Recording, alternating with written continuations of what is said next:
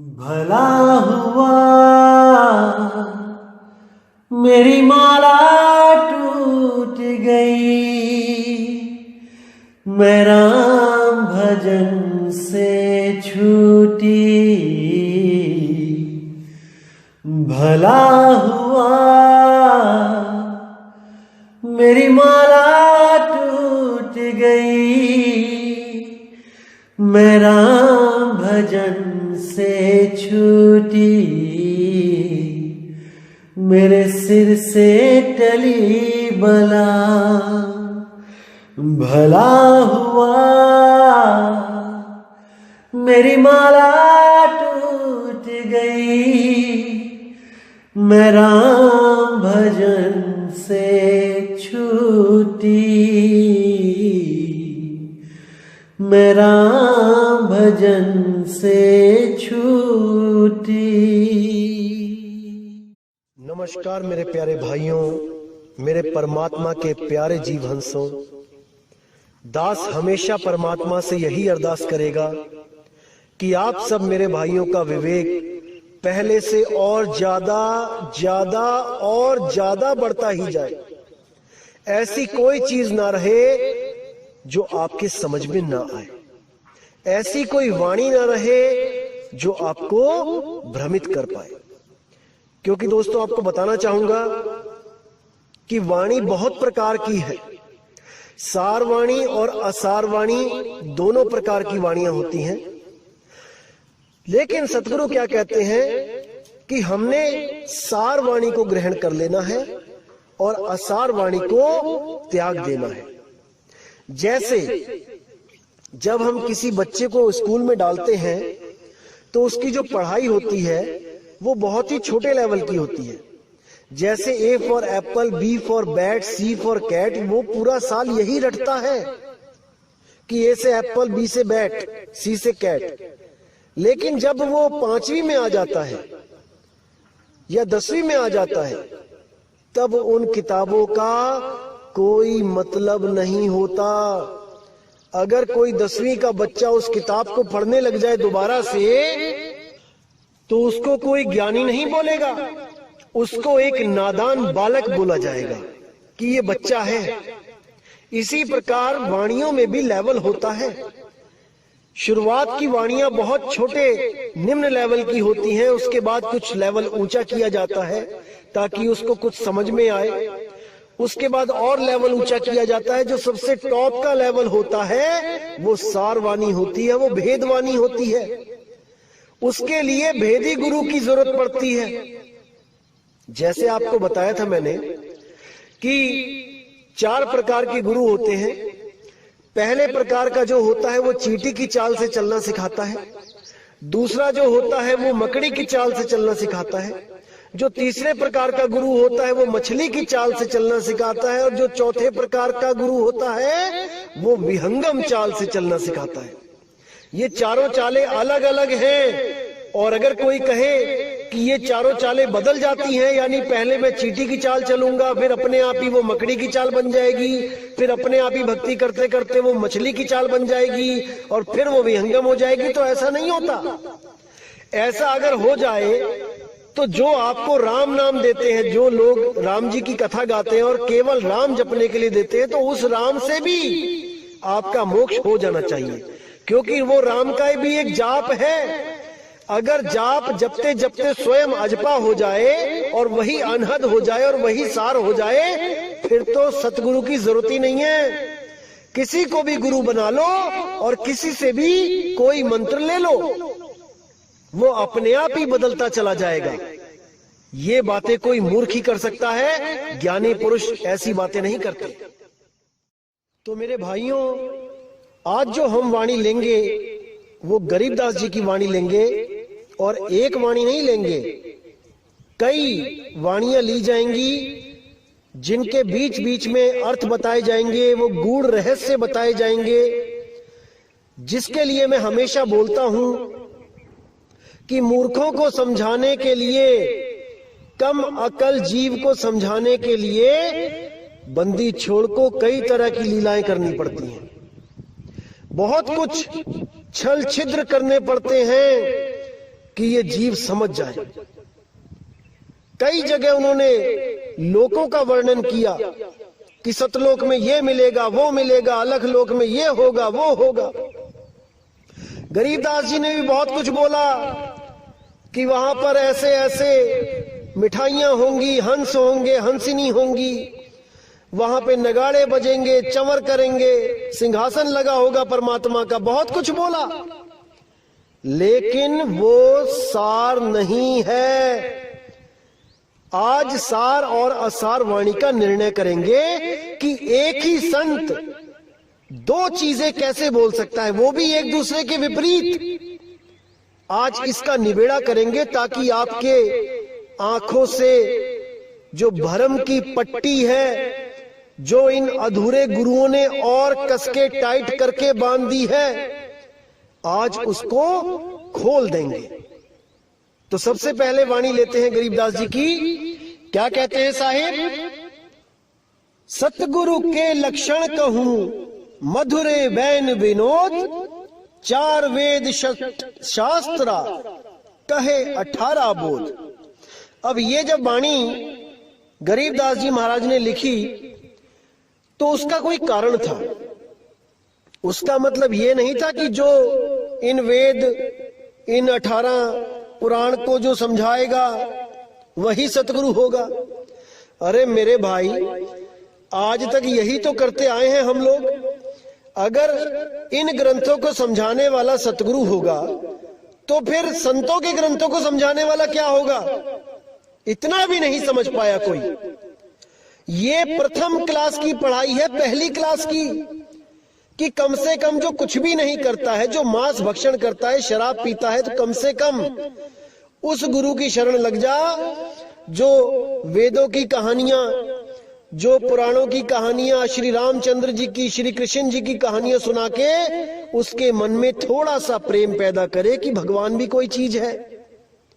ये इसलिए बोली गई है, इसलिए नहीं बोली गई है कि सतगुरु आके पुराण में बताएगा, खोल के, वेद खोल के बताएगा। बिल्कुल नहीं। कैसे नहीं, वो अब बताते हैं। तो गरीबदास जी क्या कहते हैं? पोथी तो थोथी भई थूक बिलोवे काही, चार वेद पंडित पढ़िया ओ अक्षर नहीं माही। ओह अक्षर नहीं अक्षर कलम लिखिया नहीं जाए, पूछे व्यास सुखदेव को कथा कहत है काहे। तो साहिब ने बिल्कुल क्लियर कर दिया कि जो ये वेद, पुराण, गीता, भागवत जो पढ़ पढ़ के जो आगे शिष्य बना रहे हैं उनके लिए बोल दिया कि पोथी तो थोथी भाई, कि इस पोथी में कुछ नहीं रखा भाई, थोथी है ये। थूक बिलोवे काही, कि जैसे दही को मथ के मक्खन मिलता है, लेकिन पानी को मथ के कुछ भी नहीं मिलता है। लेकिन इसको तो थूक बोल दिया साहिब ने। थूक बिलोवे काही, चार वेद पंडित पढ़िया ओ अक्षर नाही माही, कि चारों वेदों का ज्ञान रख लिया तुमने पढ़ पढ़ के। आजकल के गुरुओं का भी यही हाल है, वेदों को घोट लेते हैं, पुराणों को घोट लेते हैं, फिर उन्हीं में से मंत्र उठा के पकड़ा देते हैं। साहिब कहते हैं ओ अक्षर नाही माही, जिस अक्षर की कबीर साहब, गरीब साहब, सब संत बात कर रहे हैं, वो अक्षर इन वेद पुराणों में है ही नहीं। एक अक्षर की बात है केवल, वो एक अक्षर जिसको मिल जाए उसका बेड़ा पार हो जाए। अब साहिब कहते हैं ओ अक्षर नहीं अक्षरम कलम लिखिया नहीं जाए, पूछो व्यास सुखदेव को कथा कहत है काहे। कि वो नी अक्षर, वो एक ऐसा अक्षर जो नी अक्षर है, जो अक्षरों में नहीं आता, वो कलम लिखिया नहीं जाए, उसको कलम लिख ही नहीं सकती। यार तुम कौन से ग्रंथ ढूंढ रहे हो, कौन से ग्रंथों में उस अक्षर को ढूंढ रहे हो? वो किसी ग्रंथ में नहीं लिखा है, वो लिखा ही नहीं जा सकता, क्योंकि साफ बोल दिया कलम लिखा नहीं जाए।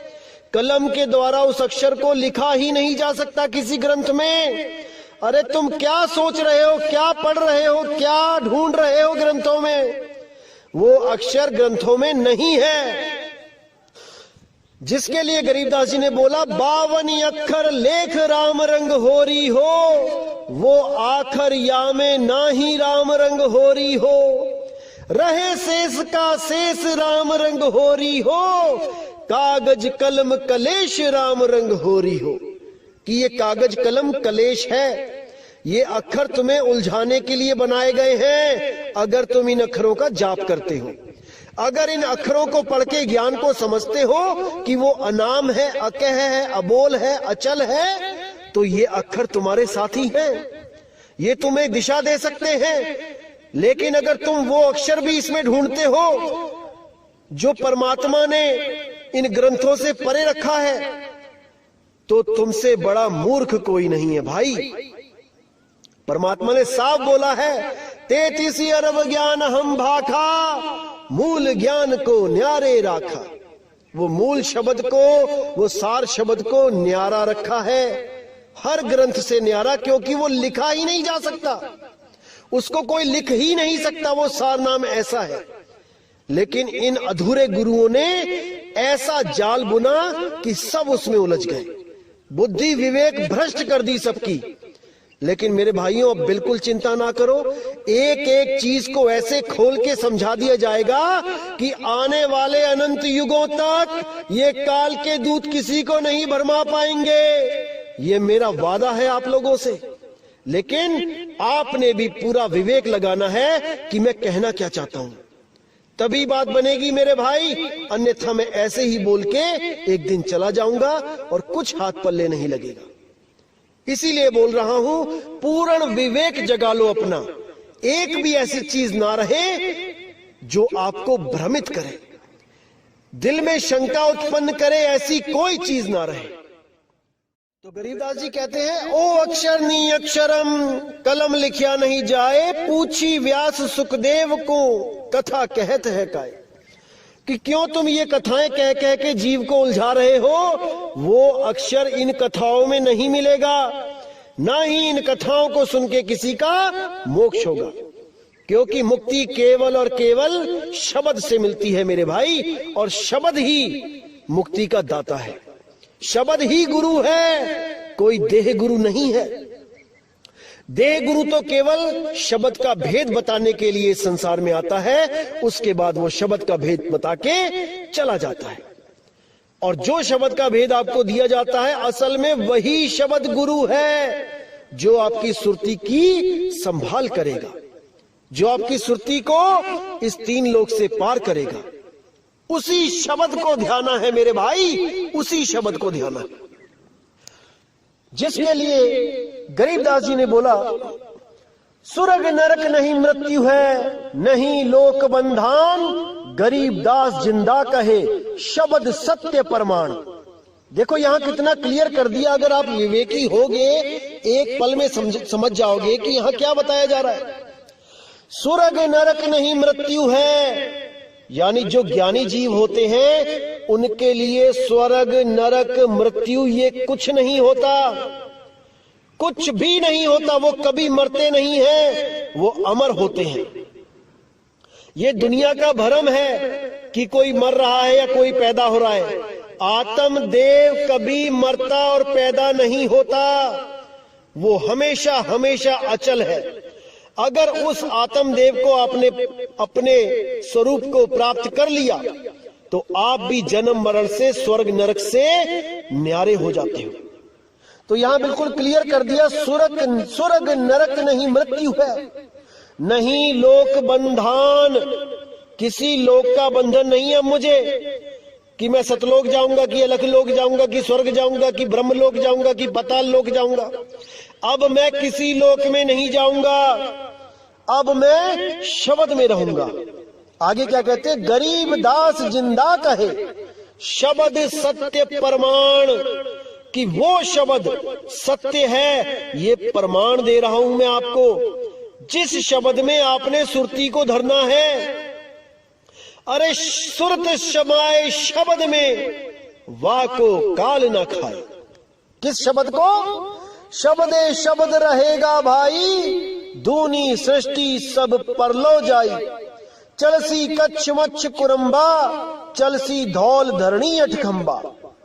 आगे देखिए कितना स्पष्ट लिख दिया है, अक्षर रूप रहे नहीं कोई, जिन एती लीला समोई। नी अक्षर है रूप हमारा, हम ना चली चली संसारा। कितना क्लियर कर दिया कि मेरा रूप नी अक्षर रूप है, शब्द रूप है, मेरा धुन रूप है। नी अक्षर धुन जहावा होई, सोगत जाने बिरला कोई। कितना स्पष्ट है कि शब्दे शब्द रहेगा भाई, दूनी सृष्टि सब परलो जाई। कि केवल और केवल शब्द ही रहेगा अंत समय में। ये जितनी भी सृष्टियां हैं, सतलोक, अलखलोक, अगमलोक, अनामी लोक, ये स्वर्ग, ये नरक, ये ब्रह्मलोक, ये पाताललोक, ये सब नष्ट हो जाएंगे, क्योंकि ये सब पैदा हुए हैं, ये बने हैं। जो बना है वो एक दिन बिगड़ेगा। क्या नहीं बना? शब्द नहीं बना। कौन सा शब्द नहीं बना? जो 52 अक्षरों से न्यारा है, जो शब्द स्वरूपी राम है, जो शब्द धुन है, जो अखंड निरंतर धुन है, वो कभी नहीं ना बनी और ना उसका कभी अंत होगा। उसी धुन में सुरत को हमेशा रखना है, तभी काम बनेगा मेरे भाई, तभी काम बनेगा। तो कहते हैं अक्षर रूप रहे नहीं कोई, जिन एती लीला समोई। अक्षर रूप यानी इस 3 लोक में जो भी अक्षरों के द्वारा कहा जा सकता है, देखा जा सकता है, लिखा जा सकता है, बोला जा सकता है, वो सब खत्म हो जाएगा। अक्षर रूप रहे नहीं कोई, जिन एती लीला समोई। नी अक्षर है रूप हमारा, हम ना चले चली संसारा। मेरा रूप नी अक्षर रूप है, जिसको हम पीव कहते हैं। 3 रूप बताए मैंने आपको, एक जीव रूप, एक शिव रूप, एक पीव रूप। शर, अक्षर, नी अक्षर। तो जो पीव रूप है वो नी अक्षर रूप है, वो दोनों से परे है। उसको जानने से ही मुक्ति होती है, अन्यथा कोई मुक्त नहीं हो सकता, नहीं हो सकता।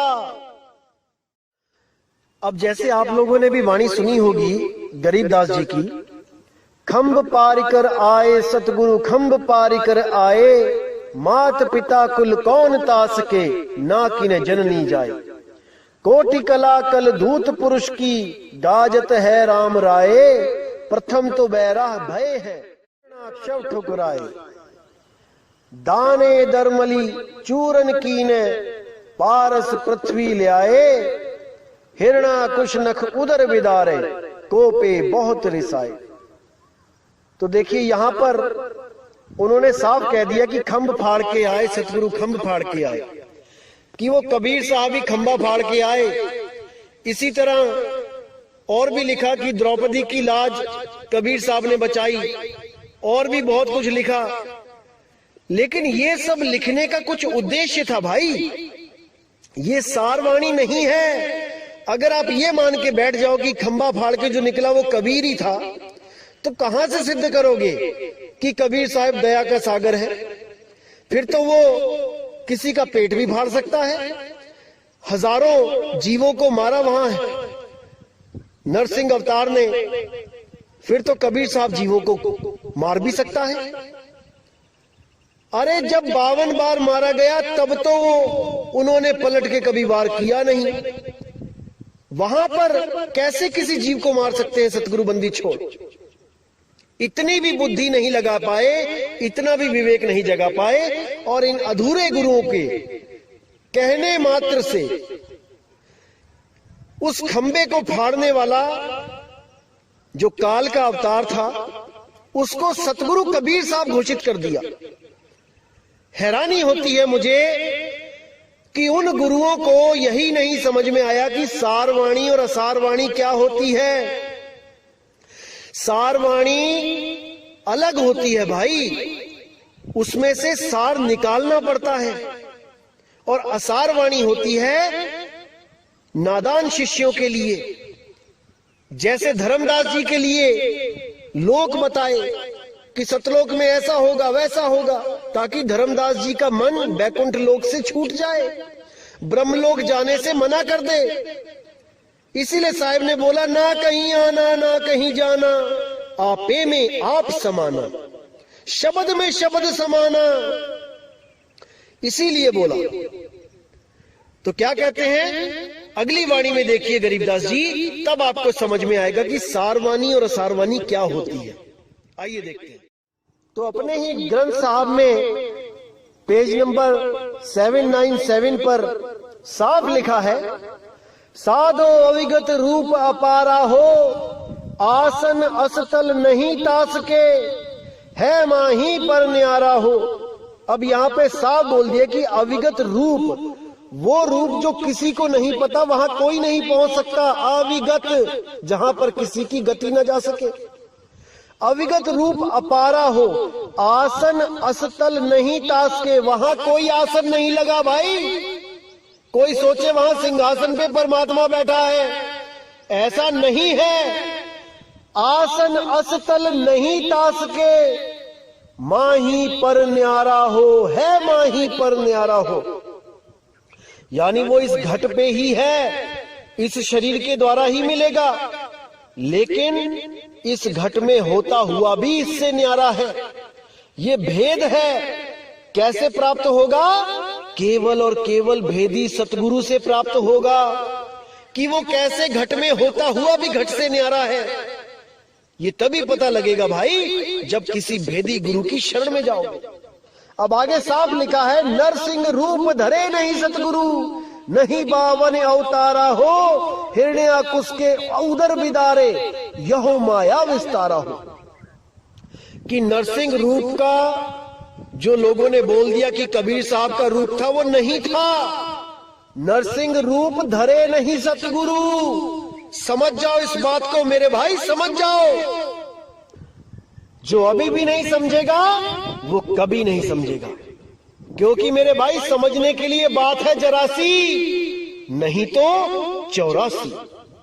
तो साहिब ने साफ लिख दिया, नरसिंह रूप धरे नहीं सतगुरु, नहीं बावन अवतारा हो, हिरण्याकुश के उदर बिदारे, यहो माया विस्तारा हो। ये माया का विस्तार है, ये कबीर साहब का रूप नहीं है जो खंबा फाड़ के बाहर आ गए और लाखों जीवों को मार दिया।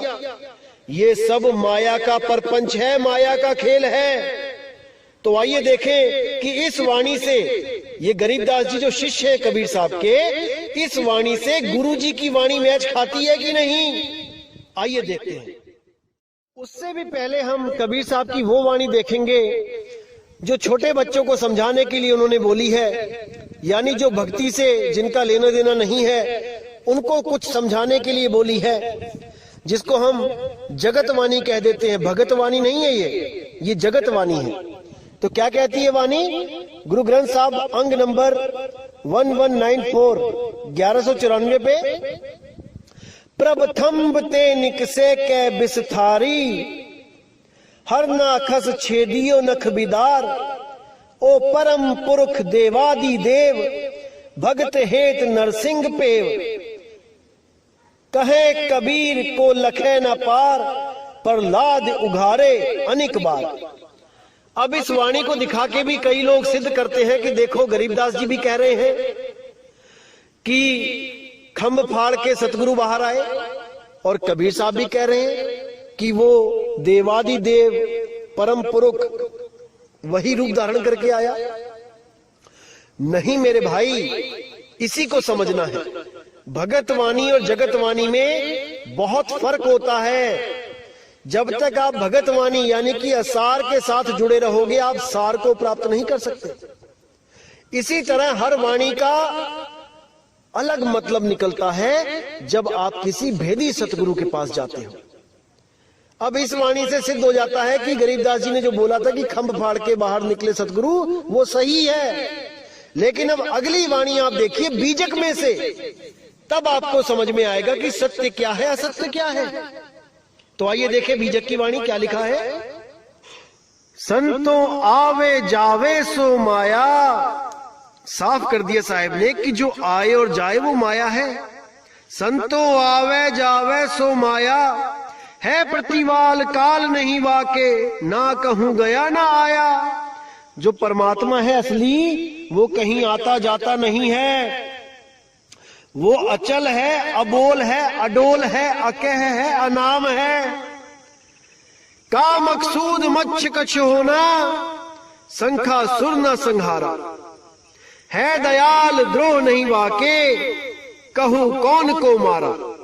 कि वो तो दयाल है, वो किसको मारेगा।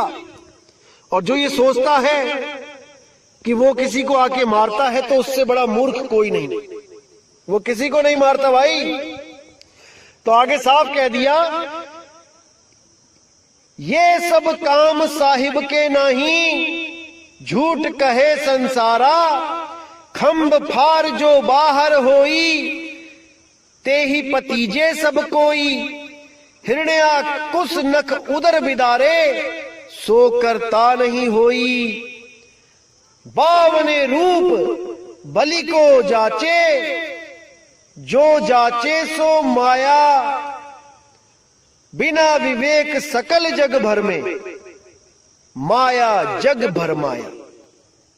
बिल्कुल साफ कर दिया साहिब ने कि जिसके पास विवेक नहीं है वो इस जग में भरमता ही रहता है।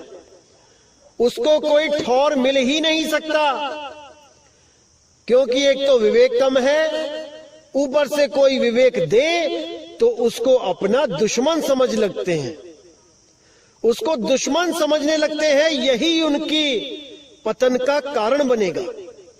अगर सत्य के पुजारी हो मेरे भाई, तो सत्य को सुन के सत्य से प्रेम करना सीख लो। अगर सत्य को तज दोगे तो यहीं धक्के खाते रह जाओगे, यहीं भरमते रह जाओगे। जान पूज सांची तजे।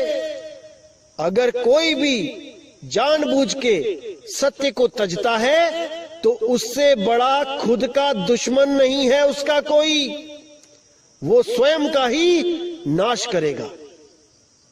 इसीलिए साहिब ने बोला कि शब्द विवेकी पारखी, सो माथे का मोर। गुरु मेरे सभी बड़े, अपनी अपनी ठौर। कि बहुत गुरु मिलेंगे संसार में, लेकिन वो शब्द भेदी गुरु नहीं मिलेगा। करोड़ों में से कोई एक गुरु होगा जिसके पास शब्द का भेद है, अन्यथा सबके सब इन 52 अक्षरों में ही खुद भी उलझ जाएंगे और अपने भक्तों को भी उलझा देंगे। और भक्ति करवा के 52 अक्षरों की किसी ना किसी लोक में भेज देंगे। फिर उसी लोक से वापस यहीं पर आके जन्म लेना पड़ेगा। और पता नहीं कौन सा जन्म मिले, कुत्ता बिल्ली बकरा हाथी घोड़ा, कोई ठा नहीं मिलेगा भाई, कोई रास्ता नहीं मिलेगा।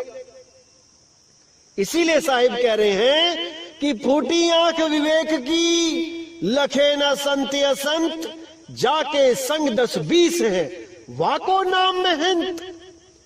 जिसके साथ 50, 100, 1000, 10,000 बंदे खड़े हो जाते हैं, वही जगत गुरु बन के बैठ जाता है, वही सतगुरु बन के बैठ जाता है।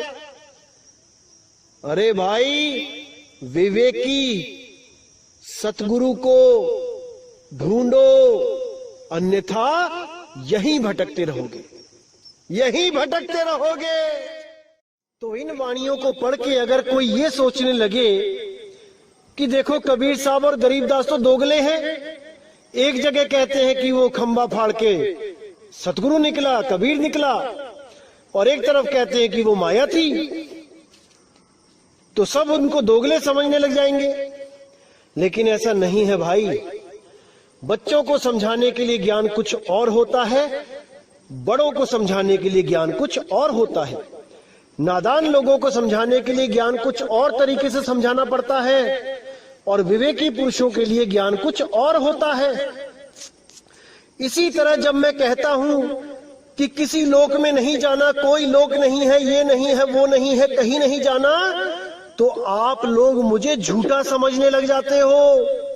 जबकि मेरी इस बात में बहुत बड़ा भेद छुपा होता है जो आपके समझ में नहीं आ सकता। इसीलिए कह रहा हूं कि मैं वही बोलता हूं जो कबीर साहब बुलवाते हैं। उन्होंने क्या बोला इन लोगों के लिए कि लोक अलोक शब्द है भाई, जिन जाना तिन संशय जाई। एक तरफ कबीर साहब ने पूरा जोर लगाया कि सतलोक में सतपुरुष है, ऐसे 16 पुत्र पैदा हुए, ऐसे सृष्टि बन गई, ऐसे काल के जाल में फंस गए सब जीव। और एक तरफ कह रहे हैं कि लोक अलोक शब्द है भाई, कोई लोक नहीं है, जितने भी लोक हैं ये सब जाल है, ये सब भरम जाल है, कोई लोक नहीं है। शब्द में आ जाओ, शब्द ही लोक है, शब्द ही परमात्मा है, शब्द ही गुरु है, शब्द से भिन्न और कछु नहीं। तो इस शब्द को समझ जाओ मेरे भाई। आप लोग इसलिए नहीं समझ पा रहे हो क्योंकि अभी आप पवित्र ज्ञान में उलझे हो। जिस दिन आपको मूल ज्ञान की समझ आ गई उस दिन आप पवित्र ज्ञान को त्याग दोगे। पवित्र ज्ञान तुम जग में भाखो, मूल ज्ञान गुप्त कर राखो।